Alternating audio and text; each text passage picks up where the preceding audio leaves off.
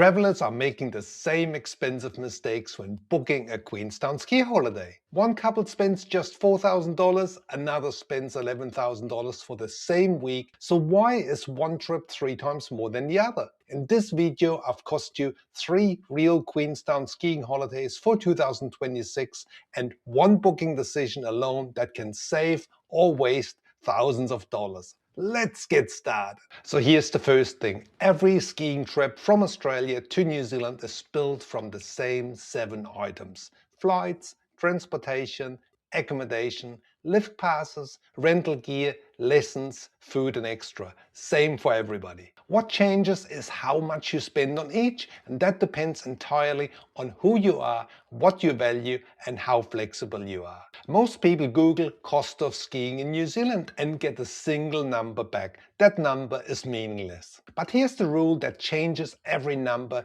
you're about to hear, and it's the single biggest reason to book this New Zealand Queenstown skiing trip in 2026.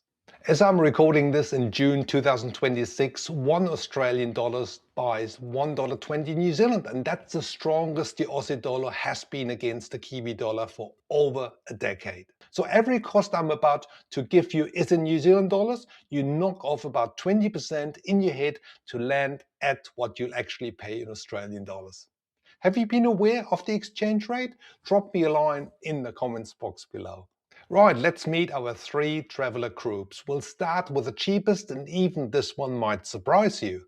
Also, I've put together a free Queenstown ski trip worksheet. See the link in the description box below for you to download. So traveler type 1, the young couple. Tom and Sophie are 20 years old. They're flying out of Sydney, traveling in August for 7 nights, want maximum days on the snow. They are smart with money and they want a beer at the bottom of the hill at the end of the day. Here's their week.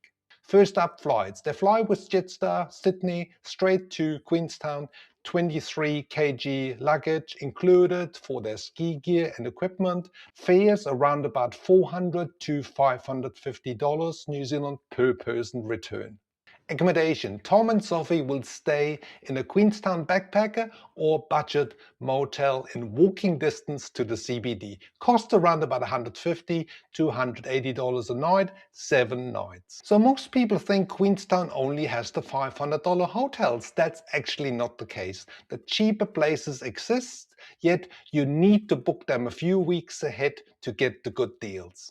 Transfers. 𝗬𝗁𝒃 company runs a shared shuttle from Queenstown to Coronet Peak and the remarkable ski fields. No rental car needed. It's around about $40 return per person per day. Next, lift passes. The 𝗬𝗁𝒃 5-day pass covers both Coronet and Remarkables. That's $750 per person. Gear and lessons. Full mid-range rental kit around $100 per day per person, but Tom and Sophie don't need it as they brought their own equipment. Also no skiing lessons needed as they are already intermediate skiers.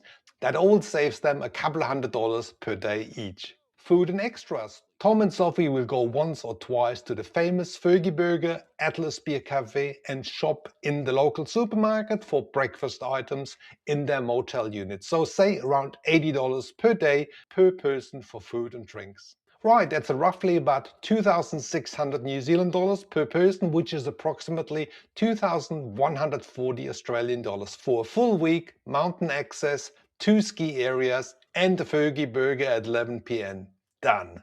Hold on, because the next 2 trips look nothing like Tom and Sophie's. The 50+ couple coming up next more than doubles that number, and a family of 4 more than triples it. Travel type 2, the 50+ lifestyle couple. Jane and Bill are 58. Same week, completely different trip. Fewer days actually on the mountains, but their value, their in-between time, the long lunch, the hot pools and the proper boot fits. Here is the itinerary build. Flights. There, use Air New Zealand directly from Melbourne to Queenstown, premium economy, $2,000 per person return. Accommodation, lakefront, 4-star in central Queenstown or a boutique stay in Wanaka, $500 per night, 7 nights. Transfers.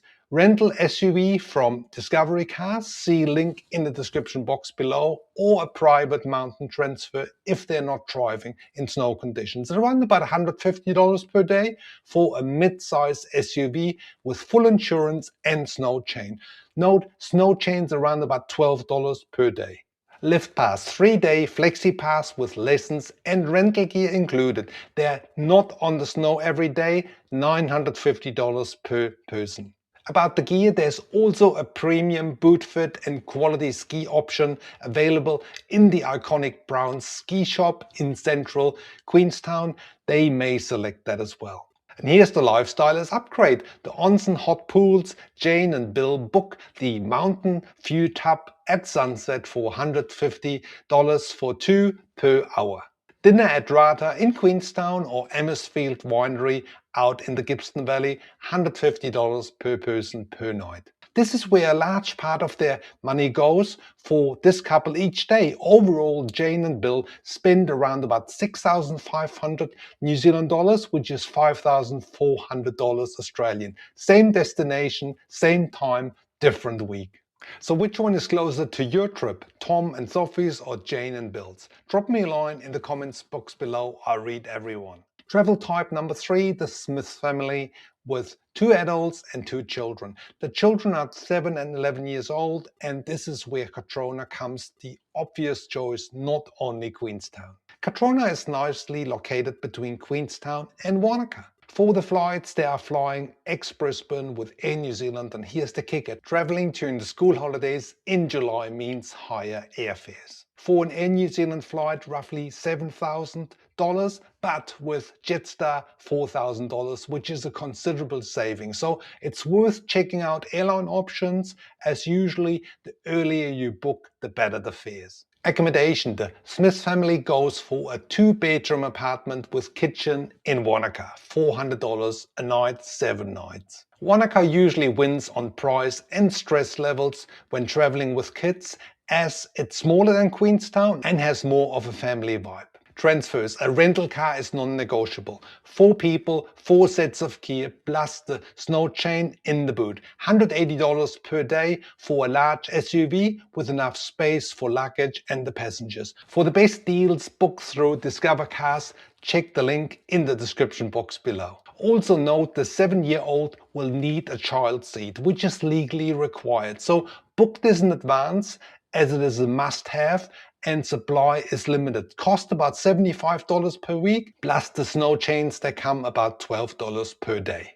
Now the Lift Pass. 𝗏𝗏𝗃 is the obvious call. They have dedicated kids ski school and the gentle terrain that beginners actually need. The 5-day family pass works out around about $2,000 for 2 adults and 2 children between 6 and 17 years old. Ski lessons. 𝗏𝗏𝗃 ski school comes at $175 per person, per adult, $155 per child. Most parents under budget this. So here's the best move. Have 3 full days of kids lessons and the parents together. It's around about $1,320 for the family, worth every cent. For the food, let's calculate at $300 per day for the family.